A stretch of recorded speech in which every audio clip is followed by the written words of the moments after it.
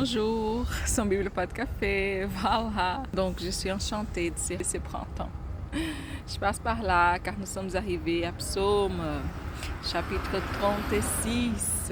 Avant d'arriver à Psaume, je vais vous partager un peu au sujet des dons spirituels. Aujourd'hui, nous sommes au don de la foi. Depuis le début, Psaume, chapitre 1er, esprit, âme et corps, d'alimenter d'abord notre esprit. Ensuite, nous avons parlé de la différence entre l'âme et l'esprit. Ils ne sont pas la même chose. L'esprit, c'est la partie qui se communique avec Dieu. Et l'âme, le siège de nos émotions, le centre de notre personnalité. Ensuite, nous avons parlé de Saint-Esprit, maintenant de dons spirituels. Ils sont partagés en 3 catégories. Nous avons parlé de la catégorie des dons de révélation. Nous avons parlé de dons verbaux. Et maintenant, nous sommes les dons d'habilité. Et aujourd'hui, au don de la foi. Qu'est-ce que nous pouvons dire à propos de la foi? Je pense que ces versets, c'est celui qui montre la définition la plus exacte. Or, la foi est une ferme assurance des choses qu'on espère, une démonstration de celles qu'on ne voit pas. Hébreux 11. Chacun de nous, on reçoit une mesure de foi. Ça, c'est normal. La foi vient de ce qu'on entend et la foi vient lorsqu'on entend la parole de Dieu. Si chacun de nous, nous avons déjà une mesure de foi, qu'est-ce que c'est exactement le don de la foi? Le don de la foi est une capacité spéciale, est un genre de foi spécial qu'un chrétien rempli de Saint-Esprit reçoit lorsqu'il la tâche que ce chrétien a reçue demande de lui une foi plus qu'une foi ordinaire. Le don de la foi, il peut travailler avec le don de guérison et le don de miracle. Et le don de la foi, il peut travailler d'une façon, par exemple, lorsqu'une personne va parler, inspirée par le Saint-Esprit de Dieu, et Dieu va accomplir ses paroles comme si c'était ses propres paroles à lui. On voit l'exemple d'Élie. Ces années-là, il n'y aura ni rosée ni pluie, sauf selon ma parole. C'est le prophète Élie qui a dit ça. Et Dieu accomplit sa parole.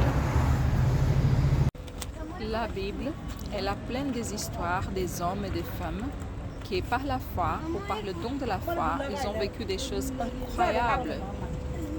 L'une de ces histoires qui m'inspire, c'est l'histoire de David et Goliath.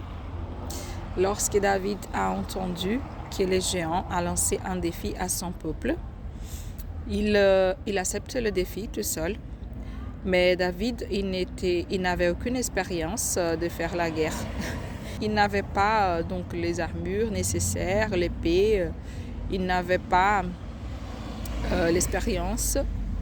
Il était trop petit. Donc les circonstances disaient impossible.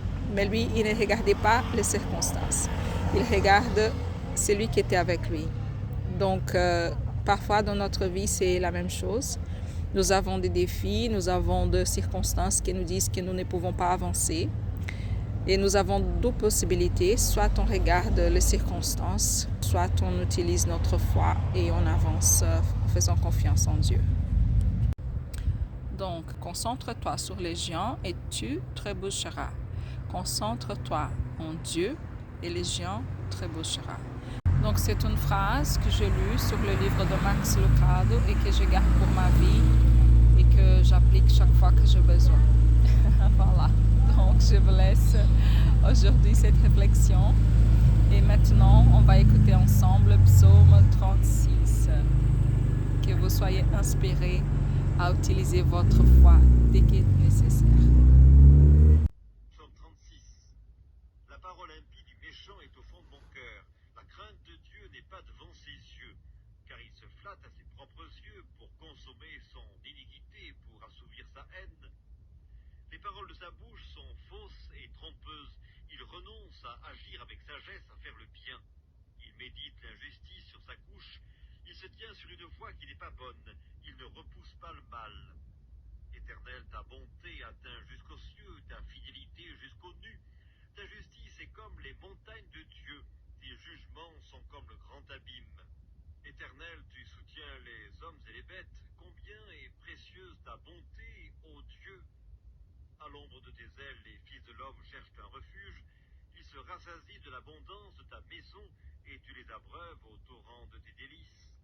Car auprès de toi est la source de la vie, par ta lumière nous voyons la lumière.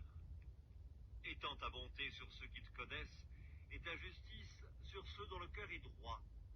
Que le pied de l'orgueil ne m'atteigne pas et que la main des méchants ne me fasse pas fuir. Déjà tombent ceux qui commettent l'iniquité, ils sont renversés, ils ne peuvent se relever. Que vai derrubar gigante. Alguém se acha pequeno, não consegue.